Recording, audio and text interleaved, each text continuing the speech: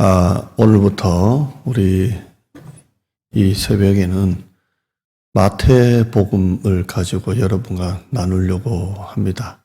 1장부터 우리가 쭉 같이 나눌 텐데, 본문을 한 군데도 빠짐없이 다 보는 건 아니고, 우리가 순서적으로 나누면서 같이 나누어야 될 말씀들, 또 이런 말씀들을 본문으로 해서 이 새벽마다 나누겠습니다. 오늘 이 본문은 예수님의 육신의 부모에 관한 이야기입니다. 결혼하기도 전에 이야기인데요. 마태복음은 다른 복음서와 달리 예수님의 그 육신의 아버지 요셉에 초점을 맞추고 있습니다. 다른 복음서는 예수님의 육신의 어머니 마리아에 초점을 두고 있다면, 이 마태복음은 요셉에 대해서 초점을 둔다는 게 좀 특이한 것입니다. 예수님의 육신의 아버지 요셉은 마리아가 자기와 동거하기도 전에 임신했다는 것을 알게 됩니다. 그때 요셉은 천사가 성령으로 잉태하였다라고 말해 주기 전이었기 때문에 그 충격이나 당혹감이나 배신감은 말로 다 못했을 것입니다. 나중에서야 마리아가 성령으로 잉태되었다라는 이야기를 듣게 됩니다.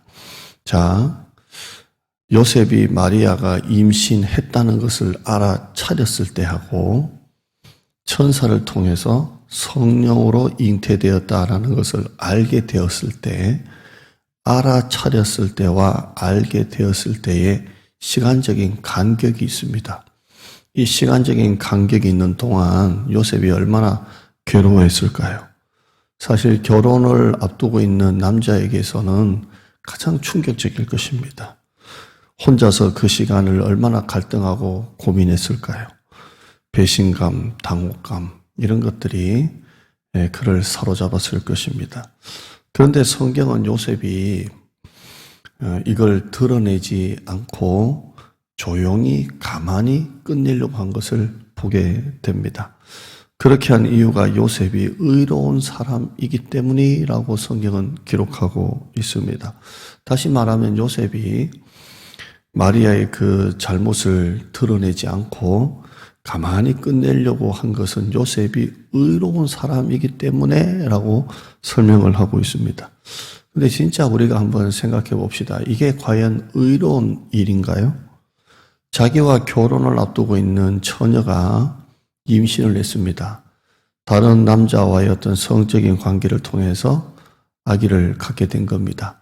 적어도 요셉이 이걸 알아차렸을 때는 그랬습니다. 이때 우리가 생각할 때 의롭다라는 것은 잘못을 사람들 앞에 죄라는 것을 드러내고 죄를 죄라고 하고 그 죄를 고치고 그 죄를 사람들 앞에 이렇게 죄라는 것을 공개할 때 우리는 의롭다라고 우리는 생각을 할 때가 있습니다.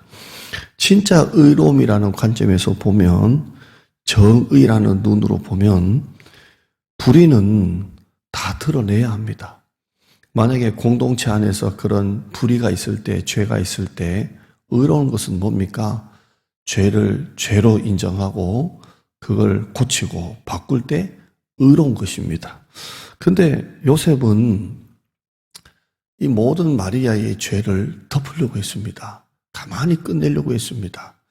어쩌면 요셉에게 있어서 최선의 이 방법은, 선하게 처리할 수 있는 최선의 방법은 드러내기는 드러내는데 상대방에게 가장 상처가 가지 않는 방향으로 해서 드러내는 것입니다.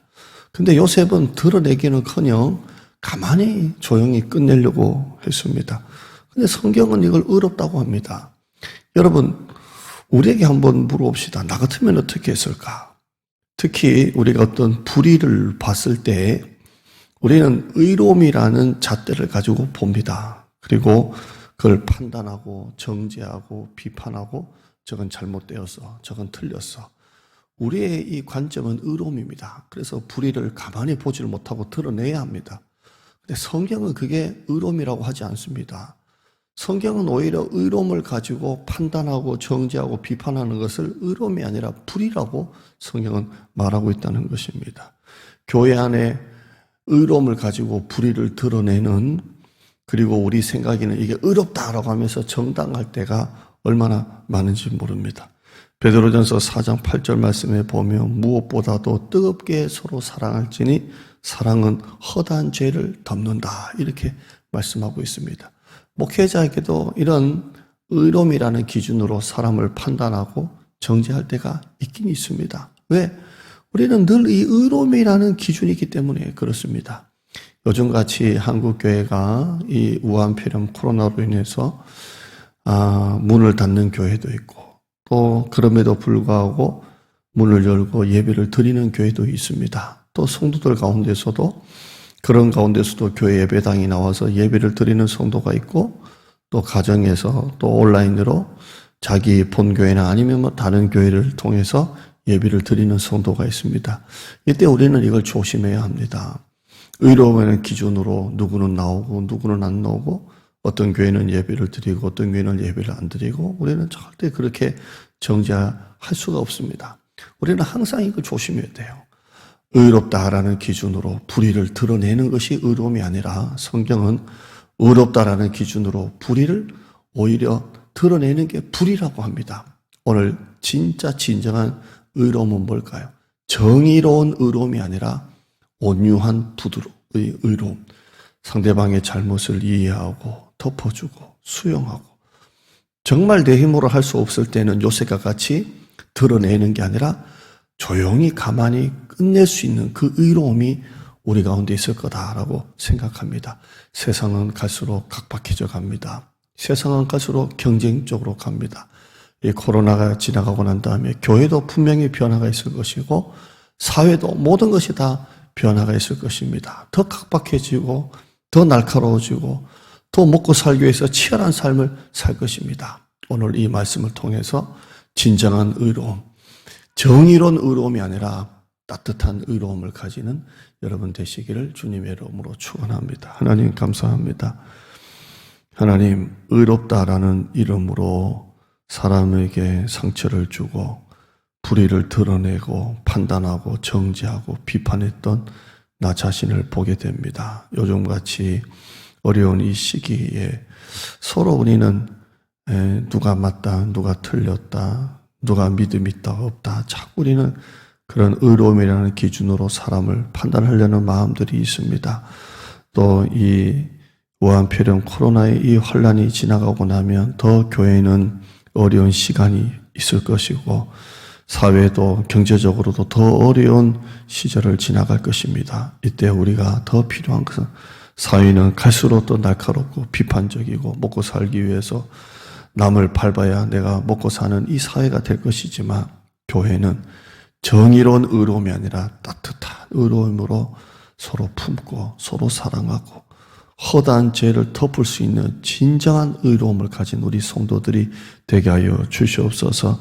이번 한 주간에도 우리의 가정을 지켜주시고 우리의 기업을 하나님께서 지켜주시고, 어제 우리가 말씀을 나눈 것처럼 아무리 힘들어도 문을 꽁꽁 걸어 잠그고 그 안에서 두려워하지 말고 그 가운데 오셔서 평강이 있을지어다 라고 위로하시고 축복하셨던 그 평강의 주님, 생각보다 가까이 계신 그 주님이 우리 가정에 있는 줄 믿고 우리의 가정의 모든 어려움을 하나님 앞에 맡기고 믿음으로 한 걸음 한 걸음 걸어가는 우리 성도들이 되어지게 하여 주시옵소서.